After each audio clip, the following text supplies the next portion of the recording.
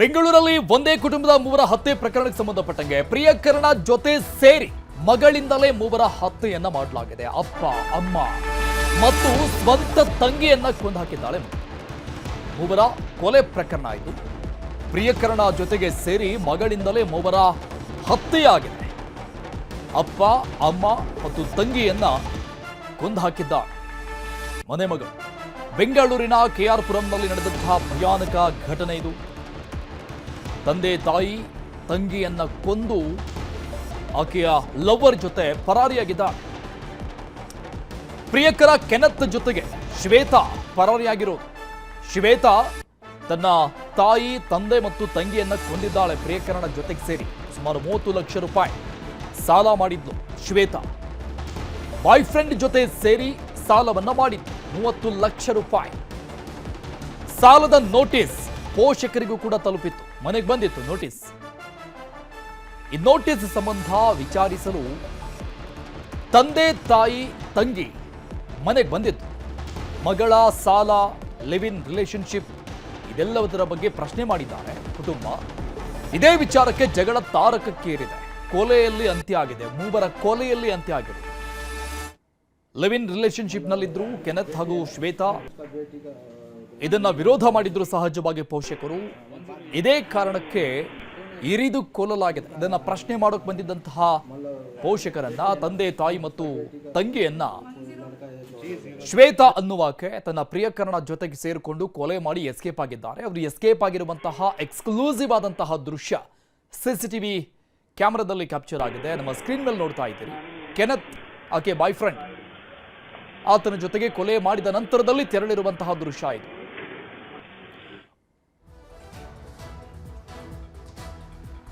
03 में ground floor 03 में एक लड़का रहता है, एक लड़की रहता था भाड़े में, और 03 में रात्रि 8:30 में 30-40 वो हो गया आपका।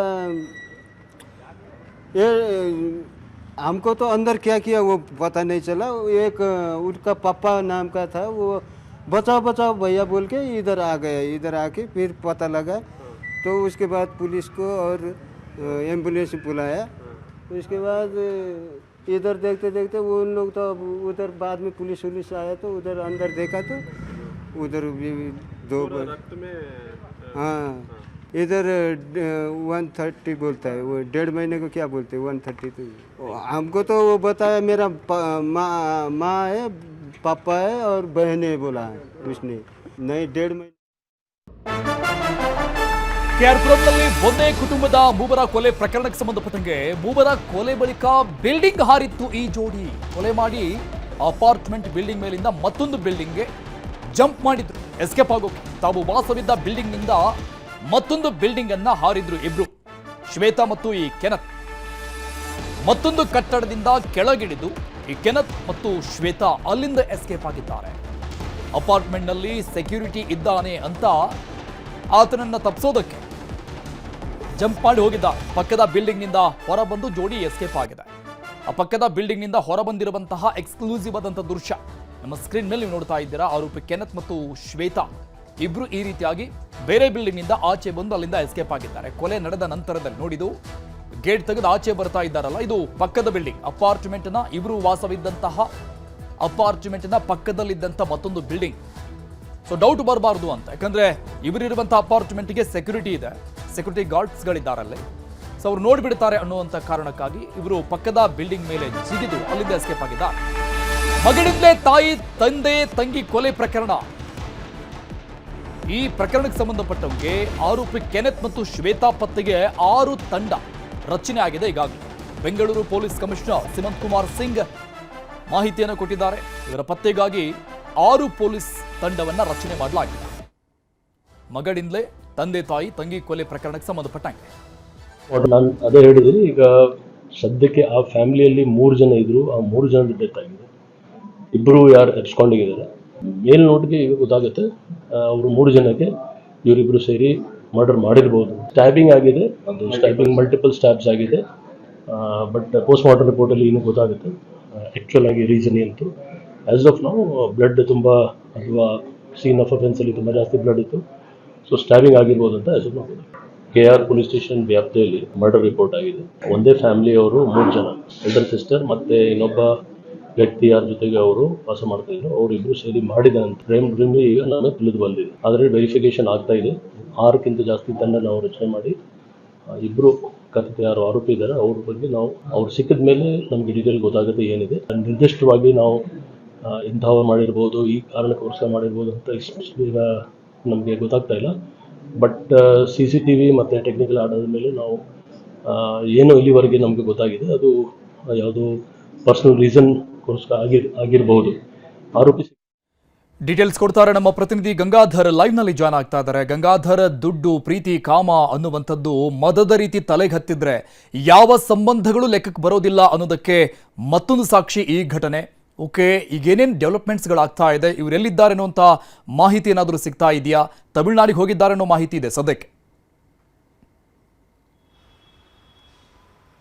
ಅರುಣ್, ಅಂದ್ರೆ ಕೇರ್ಪುರಂ ಠಾಣಾ ವ್ಯಾಪ್ತಿಯಲ್ಲಿ ನಡೆದಿರುವಂತಹ ಈ ಒಂದು ಘಟನೆ ನಿಜಕ್ಕೂ ಕೂಡ ಅಲ್ಲಿನ ಸ್ಥಳೀಯರನ್ನ ಬೆಚ್ಚಿ ಬೀಳಿಸಿರುವಂತದ್ದು. ಇದೊಂದು ಭಯಾನಕವಾದಂತಹ ಒಂದು ಘಟನೆ ಆಗಿರುವಂತದ್ದು. ಈಗ ಈ ಪ್ರಕರಣವನ್ನ ಗಂಭೀರವಾಗಿ ಪರಿಗಣಿಸಿದಂತಹ ಪೊಲೀಸರು ವಿಶೇಷವಾಗಿ ತಂಡಗಳನ್ನ ರಚನೆ ಮಾಡಿ ಮೊದಲು ಆರೋಪಿಗಳನ್ನ ಪತ್ತೆ ಮಾಡುವ ನಿಟ್ಟಿನಲ್ಲಿ ಮುಂದಾಗಿರುವಂತದ್ದು. ಯಾಕಂದ್ರೆ ಈಗ ಉಳಿದ ಕುಟುಂಬ 3 ಜನ, ತಂದೆ ತಾಯಿ ಮಗಳು 3 ಜನ ಡೆತ್ ಆಗಿರುವಂತದ್ದು. ಇನ್ನು ಉಳಿದ 2 ಕೂಡ ಆರೋಪಿಗಳು ಎಸ್ಕೇಪ್ ಆಗಿರುವಂತದ್ದು. ಆದ್ರೆ ಘಟನೆಗೆ ನಿಖರವಾದಂತಹ ಕಾರಣ ಸ್ಪಷ್ಟವಾಗಿ ಏನು ಅನ್ನೋದ್ರ ಬಗ್ಗೆ ಇನ್ನು ಕೂಡ ಆ ಬಗ್ಗೆ ತನಿಖೆಯನ್ನು ನಡೆಸಲಾಗ್ತಾ ಇದೆ. ಆದ್ರೆ ಪ್ರಾಥಮಿಕ ತನಿಖಾ ಹಂತದ ಸಂದರ್ಭದಲ್ಲಿ ಈ ಶ್ವೇತಾ ಮತ್ತೆ ಆರೋಪಿ ಕೆನತ್ ಇವರಿಬ್ಬರು ಏನಿದ್ದಾರೆ ಕಳೆದ 1.5 ತಿಂಗಳ ಹಿಂದಷ್ಟೇ ಆ ಅಪಾರ್ಟ್ಮೆಂಟ್ಗೆ ಬಂದಿದ್ರು ಅಂತೇಳಿ. ಅಂದ್ರೆ ಹಿಂದೆ ಆ ಶ್ವೇತಾ ಏನಿದ್ದಾಳೆ ತನ್ನ ಫ್ಯಾಮಿಲಿ ಜೊತೆಗೆ ಜಗಳವನ್ನ ಮಾಡಿಕೊಂಡು ಈತರ ಬಳಿ ಬಂದು ಇಲ್ಲಿ ಲೀವ್ ಇನ್ ರಿಲೇಶನ್ಶಿಪ್ ನಲ್ಲಿ ಉಳ್ಕೊಂಡಿದ್ಲು. ಆದ್ರೆ ಹೆಚ್ಚಾಗಿ ದುಶ್ಚಟಗಳಿಗೆ ಇವರಿಬ್ಬರು ಕೂಡ ಅದರಲ್ಲಿ ದಾಸರಾಗಿದ್ರು. ಮತ್ತೆ ಹೆಚ್ಚಾಗಿ ಸಾಲವನ್ನ ಈ ಒಂದು ಆ್ಯಪ್ಗಳ ಮೂಲಕವಾಗಿ, ಲೋನ್ ಆ್ಯಪ್ಗಳಲ್ಲಿ ಸಾಲವನ್ನ ಪಡ್ಕೊಂಡಿರುವಂತದ್ದು. ಈ ಮೂಲಕವಾಗಿ ಕಳೆದ ಸುಮಾರು 30 ಲಕ್ಷ ಸಾಲವನ್ನ ಮಾಡ್ಕೊಂಡಿದ್ರು ಅಂತ ಹೇಳಲಾಗ್ತಾ ಇದೆ. ಆದ್ರೆ ಈಕೆ ಸಾಲ ಮಾಡಿರೋದಕ್ಕೆ ಅಡ್ರೆಸ್ ಎಲ್ಲ ಕೊಟ್ಟಿರುವಂತದ್ದು ಅವರ ತಂದೆ ಮಾರ್ತಳ್ಳಿಲಿರುವಂತಹ ಅಡ್ರೆಸ್. ಹೀಗಾಗಿ ಅವರಿಗೆ ಅಲ್ಲಿ ನೋಟಿಸ್ ಹೋದಂತಹ ಸಂದರ್ಭದಲ್ಲಿ ಅವರು ಒಂದು ಮಗಳ ಜೀವನ ಒಂದು ಹಾಳಾಗ್ತಾ ಇದೆ ಅಂತ ಒಂದು ಪ್ರಶ್ನೆ ಮಾಡುವಂತದ್ದು. ಆ ಬಗ್ಗೆ ವಿಚಾರಿಸಬೇಕು, ಅದು ಮಾಡಿ ಮಗಳನ್ನ ಕರ್ಕೊಂಡು ಹೋಗ್ಬೇಕು, ಮತ್ತೆ ಯಾಕೆ ಇಷ್ಟೊಂದು ಸಾಲ ಮಾಡ್ಕೊಂಡ್ರು ಅಂತ ಕೇಳಬೇಕು ಅಂತ ನಿಟ್ಟಿನಲ್ಲಿ ಸಂಜೆ 5:30 6 ಗಂಟೆ ವೇಳೆಗೆ ಅಲ್ಲಿ ಫ್ಲಾಟ್ಗೆ ಬಂದಿರುವಂತದ್ದು. ಆ ಸಂದರ್ಭದಲ್ಲಿ ಇವರಿಬ್ಬರು ಕೂಡ, ಮಗಳು ಮತ್ತೆ ಆರೋಪಿ ಕೆನತ್ ಇಬ್ಬರು ಕೂಡ ಸೇರ್ಕೊಂಡು ಅತ್ಯಂತ ಬೀಭತ್ಸವಾಗಿ ಅವರ ಮೇಲೆ ಚಾಕುವಿನಿಂದ ಹಲ್ಲೆ ಮಾಡಿ, ಮೊದಲು ತಾಯಿಯನ್ನ ಚಾಕುವಿನಿಂದ ಚುಚ್ಚಿ, ಅನಂತರ ಆಕೆಯ ಮೃತದೇಹವನ್ನು ವಾಶ್ರೂಮ್ ತೆಗೆದುಕೊಂಡು ಹೋಗಿದ್ದಾರೆ, ಚಾಕು ಕ್ಲೀನ್ ಮಾಡಿದ್ದಾರೆ. ಆ ಬಳಿಕ ತಂಗಿ ಮೇಲೆ, ಅಂದ್ರೆ ಸುಪ್ರೀತಾ ಅನ್ನೋ ತಂಗಿ ಮೇಲೆ ಜೊತೆಗೆ ತಂದೆ ಮೇಲೆ ಕೂಡ ಅಟ್ಯಾಕ್ ಮಾಡಿರುವಂಥದ್ದು. ಆದರೆ ದುರಾದೃಷ್ಟವಶಾತ್ ಅಂತ ಹೇಳ್ಬೋದು, ಮೊದಲು ಆತ ಎಲ್ಲೋ ಉಸಿರಾಡ್ತಾ ಇದ್ದ, ಮತ್ತೆ ಆತನ ಸ್ಟೇಟ್ಮೆಂಟ್ ಕೂಡ ಪೊಲೀಸರು ದಾಖಲು ಮಾಡ್ಕೊಂಡಿದ್ದಾರೆ. ಆದರೆ ಚಿಕಿತ್ಸೆ ಫಲಕಾರಿಯಾಗದೆ ಆತ ಸಾವನ್ನಪ್ಪಿರುವಂಥದ್ದು. ಅಂದ್ರೆ ಇವರೆಲ್ಲರೂ ಕೂಡ 3 ಕೂಡ ಕತ್ತಿನ ಭಾಗದಲ್ಲಿ ಸೀಳಿರುವಂಥದ್ದು ಈ ಆರೋಪಿ ಕೆನತ್ ಆಗಿರುವಂಥದ್ದು. ಆದರೆ ಈಗ ಸದ್ಯಕ್ಕೆ ಆ ಬಗ್ಗೆ ಪೊಲೀಸರು ತನಿಖೆಯನ್ನು ಕೂಡ ಮಾಡ್ತಾ ಇದ್ದಾರೆ. ಇವರು ಈಗ ತಮಿಳುನಾಡು ಮೂಲತಃ ಕೆನತ್ ಇದ್ದಾನೆ, ಆ ಭಾಗವಾಗಿ ಅವರು ಆ ಕಡೆ ಹೋಗಿರ್ಬೋದು ಅಂತೇಳಿ ಈಗ ಒಂದು ಮಾಹಿತಿ ಸಿಕ್ಕಿದೆ. ಹೀಗಾಗಿ ಆರೋಪಿಗಳ ಪತ್ತೆ ಕಾರ್ಯವನ್ನ ಕೂಡ ನಡೆಸ್ತಾ ಇದ್ದಾರೆ. ಹೀಗಾಗಿ ಸದ್ಯದ ಮಟ್ಟಿಗೆ ಇವರು ಮಾರತಳ್ಳಿಯಲ್ಲಿ ಇದ್ರು ಅನ್ನೋ ಬಗ್ಗೆ ಮಾಹಿತಿ ಇದೆ. ಇವರ ಸಂಬಂಧಿಕರಾಗಿರ್ಬೋದು, ಕುಟುಂಬಸ್ಥರಾಗಿದ್ದಾರೆ, ಅವರ ಬಗ್ಗೆ ಮಾಹಿತಿಯನ್ನ ಕಲೆ ಹಾಕ್ತಾ ಇದ್ದಾರೆ. ಅವರನ್ನ ಕರೆಸಿ ವಿಚಾರಣೆ ಮಾಡಬೇಕಾಗಿದೆ. ಆದ್ರೆ ಇಲ್ಲಿ ಶ್ವೇತಾ ಏನಿದ್ದಾಳೆ, ಇವಳ ಕ್ರೂರತ ಮತ್ತೆ ಈ ಕ್ರೂರತ್ವ ಆಗಿರ್ಬೋದು, ಅವಳ ಒಂದು ಅಲ್ಲಿ ಇನ್ವಾಲ್ವ್ಮೆಂಟ್, ಆರೋಪಿ ಜೊತೆ ಸೇರ್ಕೊಂಡು ಮಾಡಿರುವಂತ ಒಂದು ಘಟನೆ ಏನಿದೆ, ಆ ಒಂದು ಕೊಲೆ ಏನಿದೆ, ಆ ವಿಚಾರವಾಗಿ ಇನ್ನಷ್ಟು ಕೂಡ ಮಾಹಿತಿ ಬರಬೇಕಾಗಿದೆ. ಇವರಿಬ್ಬರು ಕೂಡ ಅಂದ್ರೆ ಅವರು ಕೊಲೆ ಮಾಡಿದಂತ ಬಳಿಕ ನೇರವಾಗಿ ಅವರು ಕೆಳಗಡೆ ಫ್ಲಾಟ್, ಅಂದ್ರೆ ಸೆಕ್ಯೂರಿಟಿ ಗಾರ್ಡ್ ಎಲ್ಲ ಇರ್ತಾರೆ ಅನ್ನೋ ಕಾರಣಕ್ಕೆ ಅಲ್ಲೂ ಹೋಗೋದಿಲ್ಲ, ನೇರವಾಗಿ ಟೆರೆಸ್ ಮೇಲೆ ಬಂದು ಟೆರೆಸ್ ಇಂದ ಕೇವಲ 2 ಅಡಿ ಆ ಒಂದು ಜಾಗ ಇರುವಂಥದ್ದು, ಪಕ್ಕದ ಬಿಲ್ಡಿಂಗ್ ಜಂಪ್ ಮಾಡಿಕೊಂಡು ಇನ್ನೊಂದು ಬಿಲ್ಡಿಂಗ್ ಮೂಲಕವಾಗಿ ಗೇಟ್ ತೆಗೆದು ಹೊರಗಡೆ ಹೋಗುವಂಥದ್ದು CCTV ರೆಕಾರ್ಡ್ ಆಗಿದೆ. ಅಂದ್ರೆ ಅವ್ರ ಪ್ಲಾನ್ ಏನಂತಂದ್ರೆ CCTV ಯಾವುದು ಕೂಡ ಇರಬಾರ್ದು, ಯಾರು ನೋಡಬಾರ್ದು ಅನ್ನೋ ಕಾರಣಕ್ಕೆ ಹಿಂಬದಿ ಮೂಲಕವಾಗಿ ಹೋಗ್ತಾರೆ. ಅಲ್ಲಿ CCTV ಇರುತ್ತೆ, ಅಲ್ಲಿ ರೆಕಾರ್ಡ್ ಆಗಿರುವಂಥದ್ದು. ಏನಂದ್ರೆ ಅಲ್ಲಿ ನೋಡ್ಬೋದು, ಆ ಕ್ಲಿಪ್ಪಲ್ಲಿ ನೋಡ್ರೆ ಗೊತ್ತಾಗುತ್ತೆ ಇಷ್ಟು ಆರಾಮಾಗಿ ಏನು ನಡೆದೇ ಇಲ್ಲ ಅನ್ನೋ ಥರ ಅವ್ರು ಆ ಪ್ಲಾಟಲ್ಲೇ ಇದ್ದಾರೆ ಅನ್ನೋ ಥರ ಗೇಟನ್ನು ತೆಗೆದುಕೊಂಡು ಅಲ್ಲಿಂದ ಎಸ್ಕೇಪ್ ಆಗುವಂತಹ ದೃಶ್ಯ. ಈಗ ಅವ್ರ ಕೈಯಲ್ಲಿ ಮೊಬೈಲ್ ಇರೋದಿಲ್ಲ, ಮತ್ತೆ ಏನು ಕೂಡ ಇರೋದಿಲ್ಲ, ನಾರ್ಮಲ್ ಆಗಿ ನಡ್ಕೊಂಡು ಹೋಗ್ತಾರೆ. ಸದ್ಯದ ಆ ವಿಚಾರವಾಗಿ CCTVಗಳನ್ನ ಕಲೆಕ್ಟ್ ಮಾಡಿ ಅವರ ಬೆನ್ನು ಬಿದ್ದಿದ್ದಾರೆ. ಮತ್ತೆ ಟೆಕ್ನಿಕಲ್ ಅನಾಲಿಸಿಸ್ ಮೂಲಕ ಅವ್ರು ಪತ್ತೆ ಮಾಡುವಂಥ ಕೆಲಸಕ್ಕೆ ಈಗ ಪೊಲೀಸರು ಕೂಡ ಮುಂದಾಗಿರುವಂಥದ್ದು. ಅವರ ಬಂಧನದ ಬಳಿಕ ಇನ್ನಷ್ಟು ಮಾಹಿತಿ ಹೊರಬರಬೇಕಾಗಿದೆ. ಜೊತೆಗೆ ಅವರ ಫ್ಯಾಮಿಲಿ ಮೆಂಬರ್ಸ್ ಏನು ಸ್ಟೇಟ್ಮೆಂಟ್ ಕೊಡ್ತಾರೆ ಅದರ ಬಗ್ಗೆ ಕೂಡ ಇನ್ನಷ್ಟು ಆ ಒಂದು ಗಂಭೀರತೆಯನ್ನು ಪಡ್ಕೊಳ್ಳುವಂಥದ್ದು. ಅದಲ್ಲದೆ ಈಗ ಮೃತದೇಹಗಳನ್ನು ಅಲ್ಲಿ ಆಸ್ಪತ್ರೆಗೆ ಶಿಫ್ಟ್ ಮಾಡಿದ್ದಾರೆ ಮರಣೋತ್ತರ ಪರೀಕ್ಷೆಗೆ. ಅವ್ರ ಕುಟುಂಬಸ್ಥರ ಬಳಿಕ ಮರಣೋತ್ತರ ಪರೀಕ್ಷೆ ಆಗುವಂಥದ್ದು. ಅರುಣ್, ಗಂಗಾಧರ್, ಇವರು ಲಿವಿನ್ನಲ್ಲಿ ಇದ್ದಿದ್ದು ಅಪಾರ್ಟ್ಮೆಂಟ್ನಲ್ಲಿ. ಸಹಜವಾಗಿ ಕೊಲೆ ನಡೆದಂತಹ ಸಂದರ್ಭದಲ್ಲಿ ಪ್ರತಿರೋಧವನ್ನು ಒಡ್ಡಿರ್ತಾರೆ, ಯಾಕಂದರೆ ಚಾಕುವಿನಿಂದ ಚುಚ್ಚಿ ಕೊಲೆ ಮಾಡಲಾಗಿದೆ.